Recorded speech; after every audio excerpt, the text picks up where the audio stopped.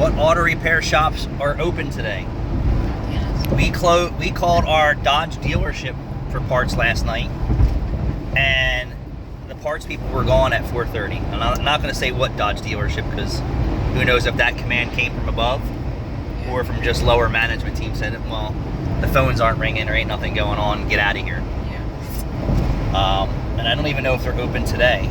I know a lot of used car dealerships that Dustin manages for paintless dent repair. They said that they were closed. It wasn't even worth being open. Really? I mean, how many people were out buying used cars? A lot. I don't know. If the feedback from Dustin Dents was they're closed. Is that what he's called? Yeah, Dustin Dents. So if you need a dent guy, look up Dustin Dents in South Jersey. But I also saw that it looked like Joshua was opening when we drove by. Probably. So I guess it depends on your area. So for me, the vibe in my shop was it was really slow, and the little bit of people who were showing up weren't serious about fixing their cars. And the person who said they'd be back to get the seat diagnostic never showed up. Just to give you, I said I would follow up. They never showed up. How many shops were open today? So the transmission shop down the street from us was closed, and a shop that we do work for was open, but I don't know if they were really open. Maybe he was just finishing up a car. No. They don't want me to say their names. Oh. Yeah. He doesn't even want to be on the video. He's like, and I respect that. But There was a lot of cars out there.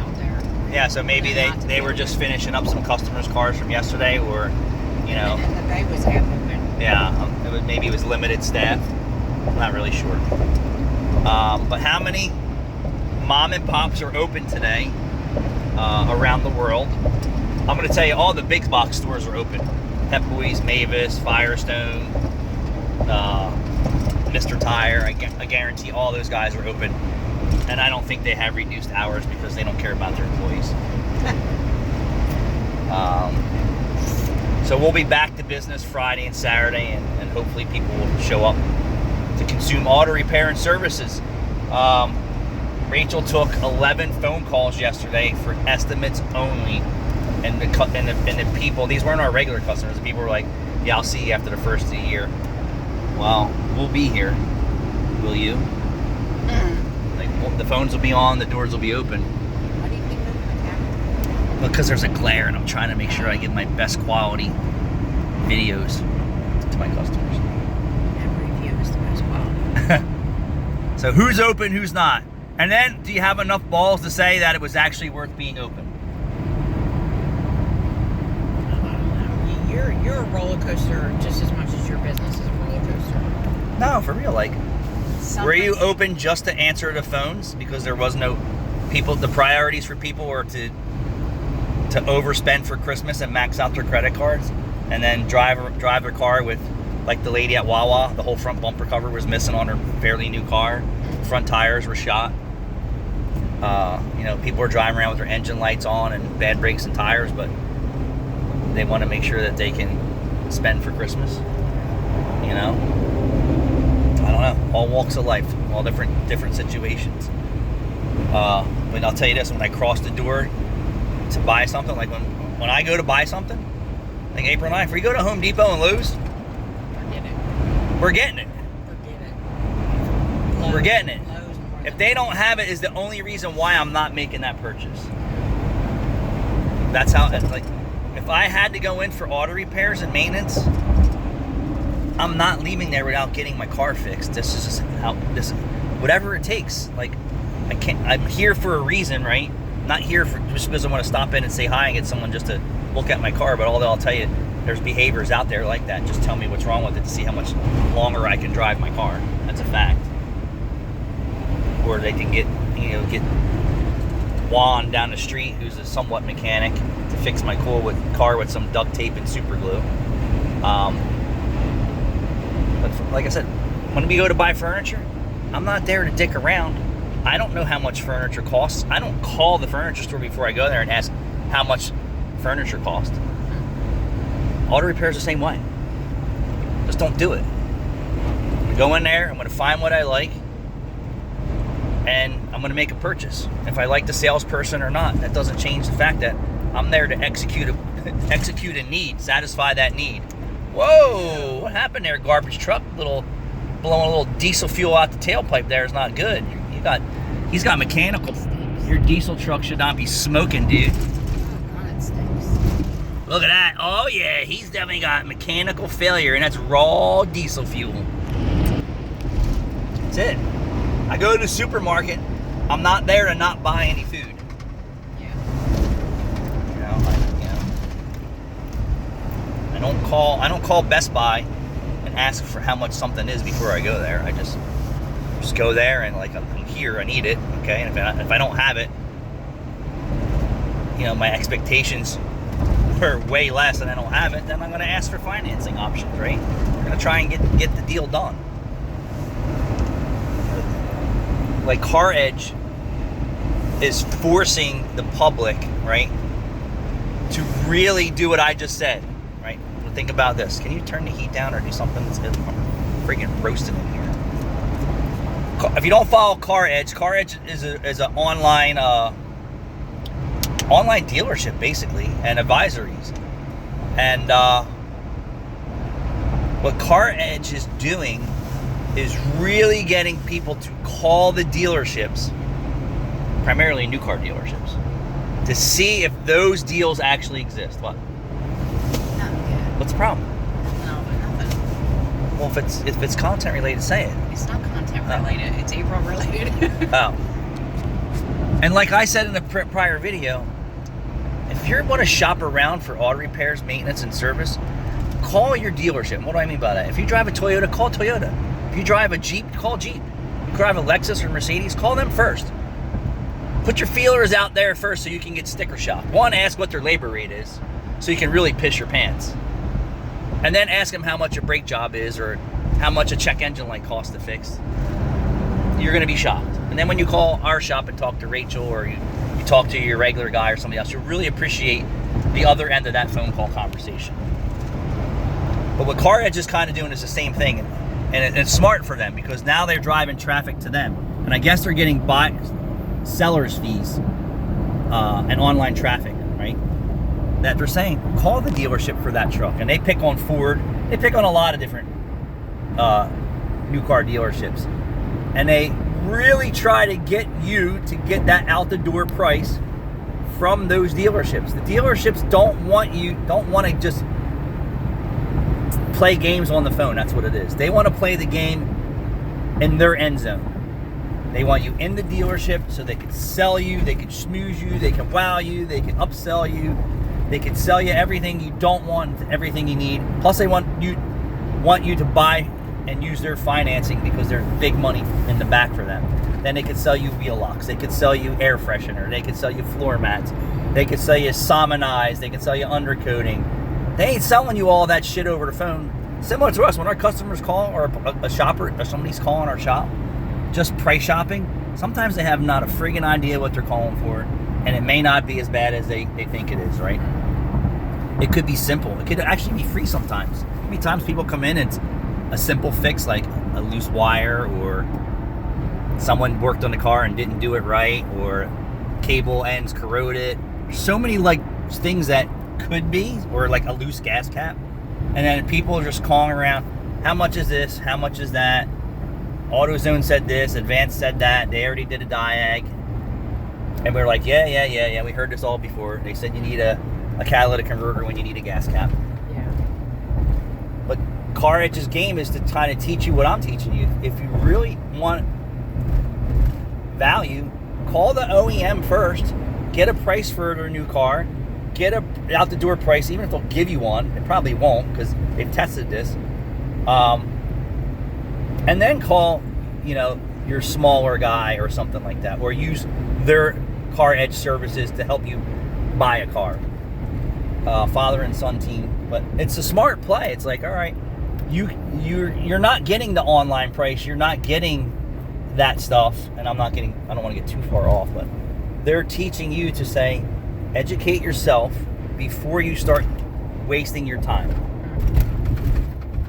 And start out at the top and then go down. Like, all right, you have a regular mechanic, right? But call the dealership first and just ask them how much something costs. Then you will find the value in your regular mechanic or a guy like me, or Ford Boss Me, or Eric O, or something like that. Yeah, call them. When Eric O's $100 an hour, I think he raised it. It's a little bit more than $100 an hour. And then you're at the dealership and they're telling you it's $300 an hour. Goddamn right, he's your best value. Forget even what the parts are. He's already your best value. And he probably has more skill in his pinky than their entire team does for repairs. He's just a super duper guy because he's a pit bull. He stays on it and he tries to figure it out. And he's not perfect, just like any mechanic. There's mistakes, there's shit that happens. We all have comebacks. But yeah, start at the top and then work your way down to the bottom. Pretty simple. You're not buying tires at a dealership cheaper than you're buying them, or more affordable than you are at my shop, or Mavis or something like that. Now Walmart's a different story. We've caught Walmart selling brand new tires to customers that are 3 years old, so be careful what you're buying. Yeah.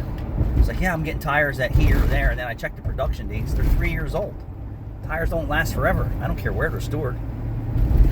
Cryostorm. They only last so long. The environment is decaying them away. I know people are going to argue with me about it, but I don't care. But when you find a value for something, sometimes, especially tires, I just learned this myself.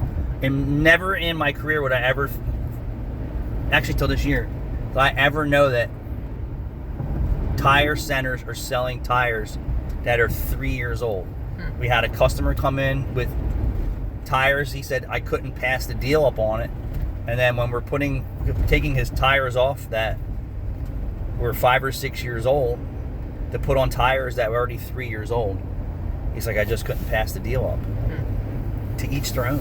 And he watches it. And hey, kudos to you. I hope that those tires last you 3 years. Yeah. I just didn't know people were selling tires like that. And it just blows my mind. I don't try and buy stuff 50% of its life expectancy. It's just not the way that I do things. Yeah. But that's that, yeah. Start at the top, work your way down. And if you don't care, I mean, holy crap. You should have seen the line in Mercedes dealership. Audi was the same way. Holy Audi was the same way? Mm-hmm. People with money don't care. They want that service. You walk in and you're getting you're pulling basically into like a casino parking lot. I don't know if Audi has a drive-in intake.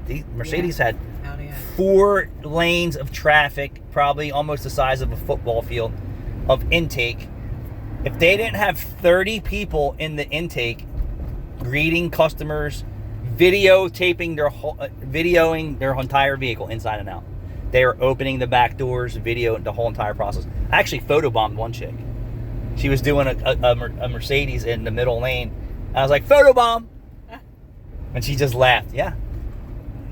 There had to have been, I don't know, $20,000 worth of payroll just in the intake area, getting those cars in, heated, air conditioned with drains in the floors, and they were CYAing their asses by multiple people doing videos on the cars before they even get to the next part of why they were there. And I asked the parts department, I said, are you guys giving something away? He's like, oh, we're really busy today. I said, free oil changes, tire rotations? He's like, yeah, right. Yeah. No, that's not what they were doing. They said they were selling a lot of new cars at Mercedes. And this was early in the morning. This was like 10 o'clock. And at least, I think they had 20 sales people and offices. I will tell you at least 7 on the one side, maybe 8, all had people in there buying cars. And also all they sell is Mercedes. That's what I said before, buying cars today. I said this to the parts people. I said people with money are buying cars today. Mm-hmm. You ain't at Mercedes, you don't got no money in the bank. Whether men or women. But they weren't all new Mercedes. I'm sure there was recalls, defects. Buying the cars, were they men or women? Surprisingly, there was a lot of women in there. Yeah, there was more women in there. Oh yeah, hands down. It wasn't a sausage party for people buying and servicing Mercedes. It was mostly women. And I would say that, and I'm not being like, judgmental here. Yes, you are. That daddy pays for everything. No, I asked that because, like, husbands buying their wives cars. Now, husbands were at the golf course, were at work while their wives are picking up their new Benz or picking up the Benz from service. And nobody was crying and complaining or asking for a discount. And then their service writer team, there was at least 10 service writers too. Like that area was packed. I didn't notice anyone opening the customers' car doors. That's probably where they fall short a little bit. They probably leave them open. No. I'm saying when the client Comes out to get their car. No, when they bring their car in for service, the client pulls it in. Yeah. Pulls it in most cases. 'Cause they told me to pull my car. They told me to pull the truck in the lanes, and I said, "Yeah, I don't really want to embarrass these other high-end cars with my rust bucket dripping rust on your really nice floor." Yeah. And they're like, "What do you got?" I said, 1997 Ford F-150, rusted out. And they just laughed. He's like, "It doesn't matter." Because everyone would wonder why there's a Ford, in the Mercedes, yeah, 4-lane driving bay. But yeah, I noticed it because I people watch. They didn't have anyone opening doors for their clients.